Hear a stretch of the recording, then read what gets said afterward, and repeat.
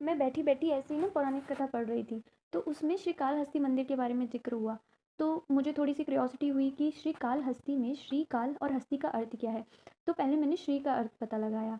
श्री का अर्थ है एक मकड़ा जिसने अपनी सच्ची भक्ति से शिवजी से मोक्ष का वरदान प्राप्त कर लिया।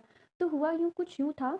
एक जंगल में एक शिवलिंग था, शिवलिंग पे रोज धूप पड़ती थी, जिसकी वजह से वो मकड़ा सोचता कि ये धूप की किरणें तो मेरे प्रभु को बहुत परेशान कर रही हैं।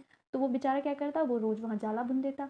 तो कभी आंधी आती, कभी तूफान आता, कभी कुछ हो जाता, जिसकी वजह से उसका जाला खराब हो जाता था और सूरज की किरणें फिर से शिव जी पे पड़नी शुरू हो जाती थी। तो वो बेचारा रोज उस जाले को दोबारा बुनता, फिर दोबारा से उसे ठीक करने की कोशिश करता और इसी तरीके से अपनी प्रभु प्रभु की सेवा में लगा रहता। अब क्या हुआ, एक दिन सूरज की किरणें इतनी तेज हो गई कि उसका जाला जल गया। अब वो बेचारा जाला बुझाने के चक्कर में खुद झुलस कर नीचे गिर गया। तब उसकी ये सच्ची भक्ति देखकर भगवान शिव वहाँ खुद प्रकट हो गए और उन्होंने उससे कहा कि मांगो, तुम्हें क्या वरदान मांगना है। उसके प्राण भी लौटा दिए, लेकिन उसने कहा कि नहीं प्रभु, मुझे तो मोक्ष चाहिए, मुझे तो आप मोक्ष प्रदान कर दीजिए। तब शिव जी ने उसे मोक्ष भी प्रदान किया और साथ साथ में ये भी वरदान दे दिया कि आज से जो भी इस स्थान पर सच्ची निष्ठा और श्रद्धा से मेरी पूजा करेगा, चाहे वो मनुष्य हो या जीव, वो अवश्य मुक्ति प्राप्त करेगा। और उसी दिन से उस शिवलिंग की पूजा भगवान शिव के साथ साथ उनके परम भक्त मकड़े के नाम से भी होने लगी।